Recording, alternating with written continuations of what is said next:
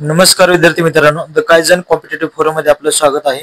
आज या ठिकाणी आपण बालमानसशास्त्र या विषयाचे 30+ प्रश्नाचा या ठिकाणी समावेश केला आहे। ते जे काही अत्यंत महत्त्वाचे प्रश्न आहेत ते काही परीक्षेमध्ये वारंवार या ठिकाणी काय केले जातात, विचारले जातात। म्हणजे पीवायक्यू बेस्ड कंटेंट या ठिकाणी आपण घेतलेला आहे, त्याच्यावरती आधारित प्रश्न या ठिकाणी घेतलेला आहे। तरी पीवायक्यू तुमच्या या ठिकाणी जे जुने प्रश्न आहेत त्याच्यावर तुमची चांगल्या प्रकारे काय पकड पाहिजे, कमांड पाहिजे, आणि ज्याची चांगल्या प्रकारे जुन्या प्रश्नावरती पकड आहे, कमांड आहे, त्यालाच काही ठिकाणी मार्केटमध्ये डिमांड आहे। कुठलेही स्पर्धा परीक्षा क्षेत्र असो, प्रत्येक स्पर्धा क्षेत्रामध्ये जुन्या प्रश्नावरती तुमच्या ठिकाणी कमांड पाहिजे, तरच तुम्हाला या ठिकाणी डिमांड आहे। तर चला या ठिकाणी जे काही महत्त्वाचे प्रश्न आहे आपण या ठिकाणी घेऊ। बघा पुढे पहिला प्रश्न या ठिकाणी बघा, अमृत विचार करण्याची क्षमता म्हणजेच काय या ठिकाणी असते, बुद्धिमत्ता होय। अशी बुद्धिमत्तेची व्याख्या डॅडेश यांनी मांडलेली आहे। टर्मन, विल्यम जोन्स, अल्फ्रेड बेन नन यांनी दिली होती। कोण होते? टर्मन हे होते। काय अमृत विचार करण्याची क्षमता म्हणजेच काय ते बुद्धिमत्ता होय। अशी बुद्धिमत्ता व्याख्या कोणी मांडली? टर्मन यांनी मांडली होती। तर टाइमपास करता फास्ट मध्ये घेऊ जरा। बुद्धिमत्तेची द्विघटक उत्पत्ती डॅडेश या मानसशास्त्राने मांडलेली आहे। तर कोण आहे ते? द्विघटक उत्पत्ती डॅडेश या मानसशास्त्राने मांडलेली आहे। कोणी मांडलेले? स्पियरमन, थर्स्टन, थॉमसन, गिलफोर्ड यांनी मांडलेली। कोणी मांडलेली? यापैकी आन्सर कुठला आहे तुमचं? स्पियरमन याने तुमचं काय येतं? बुद्धिमत्तेची द्विघटक उत्पत्ती यांनी मांडलेली आहे मानसशास्त्रा संदर्भात।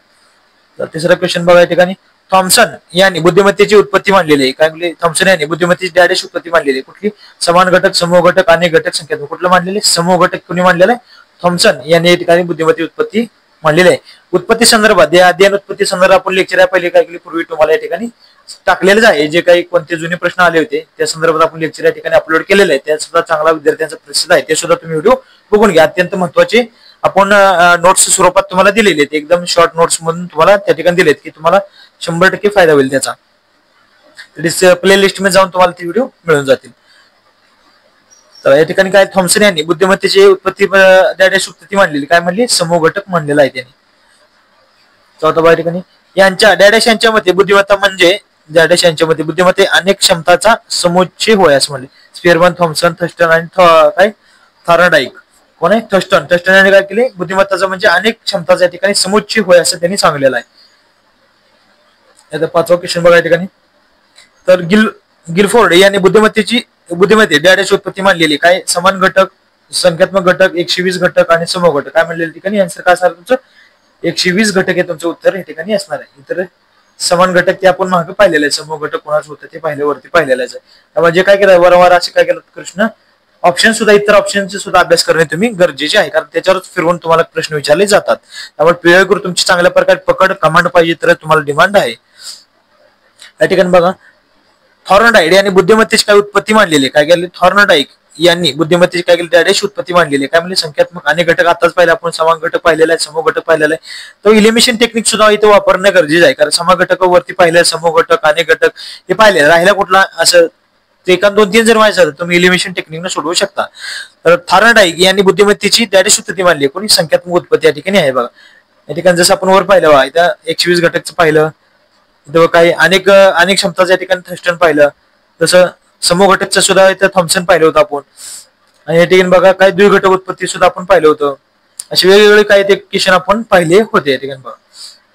त्यामुळे तुम्ही थोडा जरी अभ्यास, थोडा जरी पाठ असलं तर तुमचं इलिमिनेशन टेक्निक सुद्धा चांगल्या प्रकारे उत्तर निघू शकते। सर्वप्रथम बुद्धिमापनाच्या कसोट्या डॅडेश मानसशास्त्राने विकसित केलेत। सर्वप्रथम बुद्धिमत्ताच्या कसोट्या सर्वप्रथम असं विचारलंय, म्हणजे पहिले सुद्धा या ठिकाणी काय महत्वाचे आहेत। सर्वप्रथम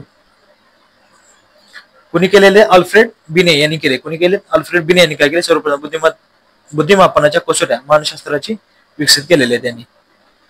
नेक्स्ट बघा, अवधान म्हणजे काय? या ठिकाणी काय विचारले? अवधान म्हणजे काय असते? ठिकाणी बघा, जाणीवेचे केंद्रीकरण होय, ही अवधानाची व्याख्या डॅडेश यांनी मांडलेली। अवधान म्हणजे जाणीवेचे केंद्रीकरण। कोणी मांडलेले? रॉस, टिचनेर, स्टन आणि मॅकडुएल। कोणी मांडले? टिचनेर यांनी काय केलेले? जाणीवेचे केंद्रीकरण होय अशी अवधानाची व्याख्या मांडलेली आहे। व्यक्तीची इच्छा असो वा नसो, नकळतपणे एखाद्या बाबीकडे लक्ष केंद्रित करणे म्हणजे डॅडेश असते। काय? अनिच्छिक असते। इच्छा असो नसो, नकळतपणे एखादं लक्ष केंद्रित करणे म्हणजे काय करणे? त्याचे अनिच्छिक इच्छा अवधान असे म्हणतात। खालीपैकी अवधानावर काय केले त्यांनी? परिणाम करणारा आंतरिक घटक, अवधानावर परिणाम करणारा आंतरिक घटक नाही असं त्यांनी सांगितलेलं आहे। नैसर्गिक गरज असणाऱ्या या ठिकाणी तत्कालीन गरज असणार आहे, नाविन्य या ठिकाणी असणार आहे, तुमचा दृष्टिकोन या ठिकाणी तुमचं नसणार आहे, अवधान परंपरा घटक आंतरिक घटक नसणार, दृष्टिकोन नैसर्गिक गरज तत्कालीन गरज आणि नाविन्य हे तुमचं या ठिकाणी असणार आहे. उत्तर कुठला दृष्टिकोन येईल तुमचं. 11 डॅडॅश यांच्या मते अभिरुची म्हणजे सुप्त अवधान व अवधान म्हणजेच कार्यकारी अभिरुची सांगितली. अभिरुची संदर्भ सांगितले डॅडॅश यांच्या मते म्हणजेच काय सुप्त अवधान आणि काय अवधान म्हणजेच काय कार्यकारी अभिरुची सांगली. कोणी मॅकडुएल, वॅटसन, स्किनर आणि थॉरॉडाईक म्हणजे कोण आहे स्किनर यांनी अभिरुची सुप्त अवधान अशी सांगलेले आहे, त्यांचं मत मांडलेलं आहे. परीक्षेजवळ आल्यामुळे विद्यार्थ्यांनी अभ्यासावरती काय प्रयत्नपूर्वक लक्ष केंद्रित कराव्यास सुरुवात केली. हे डॅडॅश अवधान प्रकारचे उदाहरण आहे. कुठल्या ऐच्छिक स्वतः ऐच्छिक केली, दुसऱ्या कोणाने ऐच्छिक म्हणजे आपली इच्छा नसताना दुसऱ्या कोण केली जाते पण अनैच्छिक झाली. स्वतः करणे म्हणजे ऐच्छिक झाले. तेव्हा ह्याचा इतर ऑप्शनचा सुद्धा अभ्यास करणे आपण गरजेचे आहे.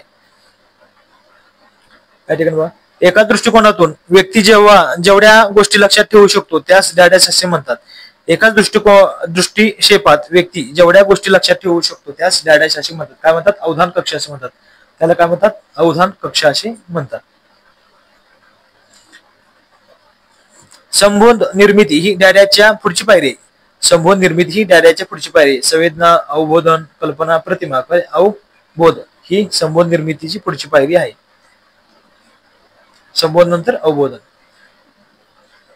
या ठिकाणी बघा मेंदूकडून स्नायूकडे अथवा इतर इंद्रियाकडे जाणाऱ्या मज्जातंतू डॅडॅश असे म्हणतात. काय म्हणतात आज्ञावाही, संवेदी, स्नायू आणि मस्तिष्क काय म्हणतात आज्ञावाही असं म्हणतात.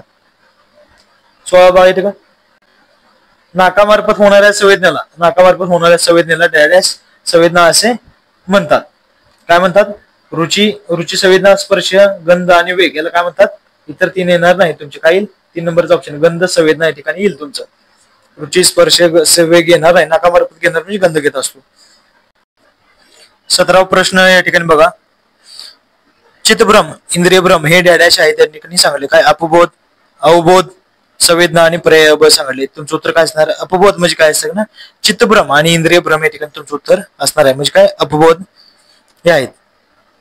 पुढे 18 क्वेश्चन बघा या ठिकाणी मज्जातंतूचे उद्दीपन काय सांगितले.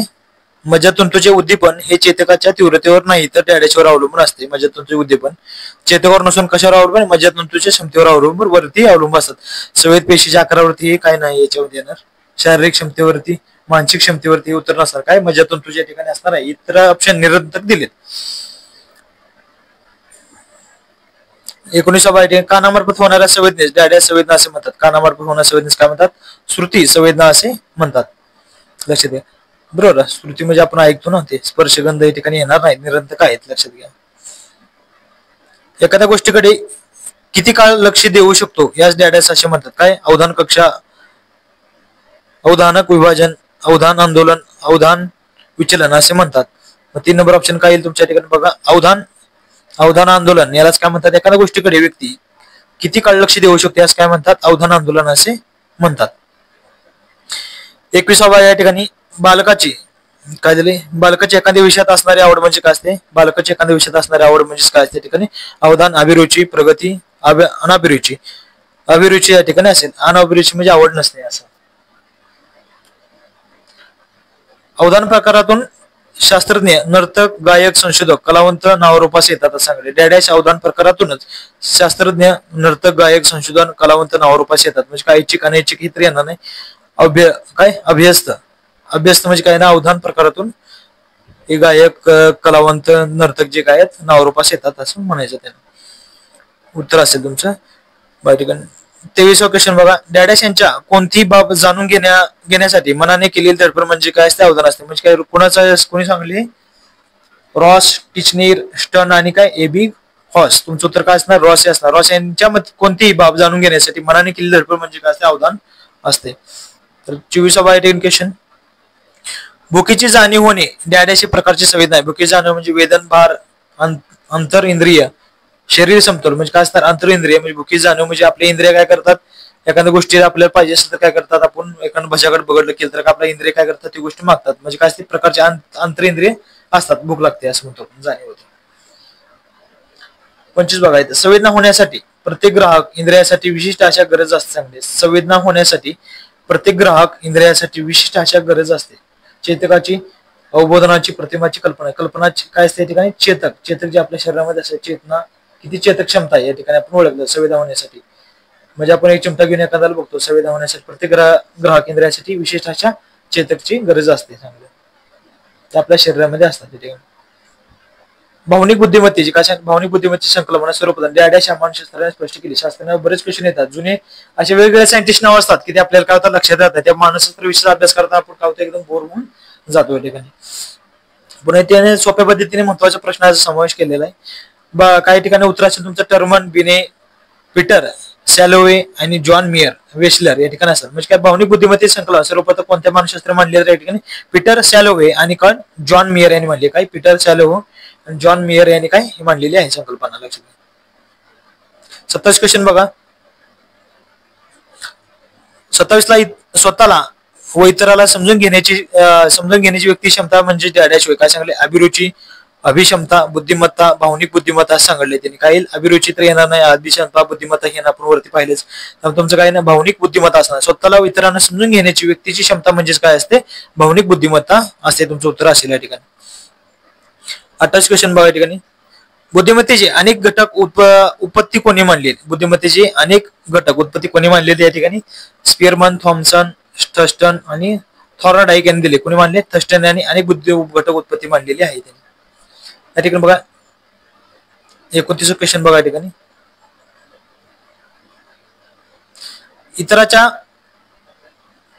इतराचा भावनेचा आदर करणे म्हणजे काय असते, इतर भावनेचा आदर करणे म्हणजे डॅडॅश होय. स्वतःची ओळख, स्वनियंत्रण, प्रेरणा म्हणजे काय सहसंवेदना असते. सहसंवेदना म्हणजे इतराच्या भावनेच काय असणे आदर करणे म्हणजे सहसंवेदना असतात. 30 क्वेश्चन म्हणजे टेक्निक बघा तुमचा हा क्वेश्चन लास्ट क्वेश्चन असणार आहे तुमच्या टेक्निक बघा पुढे. अत्यंत महत्वाचा 30 प्रश्नाचा समावेश केला आपण. खालीलपैकी डॅडॅश घटकाचा अवधानावर परिणाम करणाऱ्या बाह्य घटकामध्ये समावेश केला जातो. उद्दीपकाची मांडणी, उद्दीपकाची तीव्रता म्हटलेला आहे ठिकाणी महत्वाचं. मांडणी, तीव्रता, उद्दीपकाचा विरोध, वरील सर्व. त्यामुळे काय ते वरील सर्वचा समावेश कशामध्ये होतोय अवधानावर परिणाम करणाऱ्या बाह्य घटकामध्ये समावेश होतो सांगितलेला आहे. उद्दीपकाची मांडणी, तीव्रता आणि विरोध या सर्वांचा समावेश कशामध्ये होतो ठिकाणी अवधानावर परिणाम करणाऱ्या बाह्य घटकामध्ये होतो. तर या ठिकाणी बघा आपण 30 मार्काचा या ठिकाणी चांगल्या प्रकारे काय बालमानसशास्त्राचा जे टीईटी येणार आहे बालमानसशास्त्रासाठी तुम्हाला 30 मार्काचा असणार आहे त्याचा आपण या ठिकाणी अत्यंत महत्वाच्या प्रश्नाचा समावेश केला होता.